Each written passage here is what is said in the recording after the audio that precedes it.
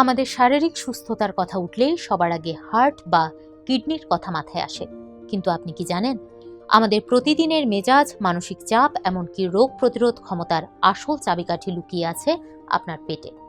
বিজ্ঞানীরা এখন বলছেন, আমাদের অন্ত্র বা পাকস্থলী থেকে পায়ু পর্যন্ত বিস্তৃত নালীটি কেবল খাবারই হজম করে না, বরং এটি আমাদের দ্বিতীয় মস্তিষ্ক হিসেবে কাজ করে। কিন্তু কিভাবে পেটের ভেতরের অদৃশ্য এক ব্যাকটেরিয়ার জগৎ আমাদের চিন্তাভাবনা নিয়ন্ত্রণ করে?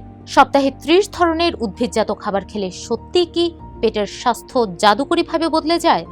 আর বাজারে দেদারসে বিক্রি হওয়া প্রোবায়োটিক পণ্য বা দামি অন্ত্র পরীক্ষায় বা কতটা কাজের? আসুন অন্ত্র ও মস্তিষ্কের এই বিস্ময়কর সম্পর্ক এবং পেটের স্বাস্থ্য ভালো রাখার বৈজ্ঞানিক উপায়গুলো জেনে নিই। আপনাদের সঙ্গে আছি আমি, বর্ণা দাস। কঙ্কা ডিপ ফ্রিজে চাহিদা মতো মোড বদলে নর্মাল ফ্রিজ করে ফেলুন। কঙ্কা, হ্যাপি থাকুন। মানবদেহের অন্ত্রের গঠন অত্যন্ত জটিল। এর ভেতরে রয়েছে প্রায় 1 কেজি 800 গ্রাম ওজনের অসংখ্য মাইক্রোবস বা অণুজীব। অক্সফোর্ড বিশ্ববিদ্যালয়ের অধ্যাপক ডক্টর ক্যাটেরিনা জনসন জানান, একটি সুস্থ অন্ত্রে বৈচিত্র্যময় মাইক্রোবসের উপস্থিতি থাকে। অবাক করা বিষয় হলো, এই অন্ত্রের সাথে মস্তিষ্কের একটি সরাসরি যোগাযোগ ব্যবস্থা রয়েছে, যাকে বলা হয় গাট ব্রেন এক্সিস। অন্ত্রকে দ্বিতীয় মস্তিষ্ক বলা হয় কারণ এর ভেতরে থাকা ব্যাকটেরিয়া মস্তিষ্কের প্রায় 10 কোটি নিউরনের মাধ্যমে আমাদের আচরণ নিয়ন্ত্রণ করতে পারে। শুধু তাই নয়, আমাদের মেজাজ ভালো রাখার জন্য দায়ী সেরোটোনিনের মতো রাসায়নিক বার্তাবাহক বা নিউরোট্রান্সমিটার এই অন্ত্রেই তৈরি হয়। চিকিৎসকরা জানান, অন্ত্রের ব্যাকটেরিয়ার ভারসাম্য নষ্ট হলে হৃদরোগ, শ্বাসযন্ত্রের সমস্যা থেকে শুরু করে 70টির বেশি দীর্ঘস্থায়ী রোগ হতে পারে। এমনকি আমাদের শরীরের রোগ প্রতিরোধকারী কোষগুলোর প্রায় 70% এই অন্ত্রে বসবাস করে। অন্ত্রের মাইক্রোবায়োমের বৈচিত্র্য বাড়াতে বিশেষজ্ঞরা প্রতি সপ্তাহে অন্তত 30 ধরনের ভিন্ন ভিন্ন উদ্ভিদজাত খাবার খাওয়ার পরামর্শ দেন। এর মধ্যে শুধু ফলমূল বা শাকসবজি নয়, বরং বীজ, মশলা এবং বাদামও অন্তর্ভুক্ত। দৈনন্দিন খাবারের সামান্য পরিবর্তন এনেই এটি করা সম্ভব, যেমন সকালে ওটসের সাথে কিছু ফল বা বীজ মিশিয়ে নেওয়া, কিংবা মাংসের তরকারিতে ফাইবার সমৃদ্ধ মসুর ডাল যোগ করা।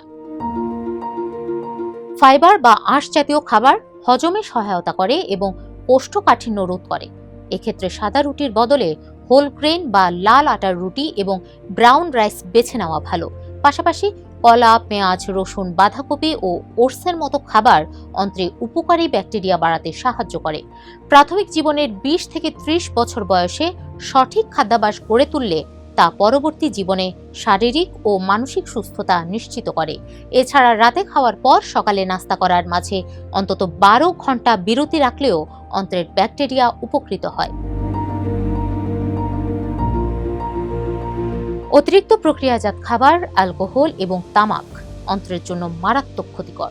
প্রক্রিয়াজাত খাবার অন্ত্রে ভালো ব্যাকটেরিয়ার বৃদ্ধি থামিয়ে খারাপ ব্যাকটেরিয়া বাড়িয়ে দেয়। এছাড়া রাস্তার অস্বাস্থ্যকর খাবার এড়িয়ে চলা এবং কাঁচা ফলমূল ভালোভাবে ধুয়ে খাওয়া জরুরি। মানসিক চাপও অন্ত্রের বড় শত্রু। এটি পেটে গ্যাস ও আলসারের ঝুঁকি বাড়ায়। অতিরিক্ত মানসিক চাপে থাকলে মানুষের অন্ত্রে উপকারী মাইক্রোবায়োমের সংখ্যা কমে যায়। বাজারে এখন নানা ধরনের প্রোবায়োটিক সাপ্লিমেন্ট এবং অন্ত্র পরীক্ষার কিট পাওয়া যায়, কিন্তু বিশেষজ্ঞরা এগুলোর কার্যকারিতা নিয়ে সন্দিহান।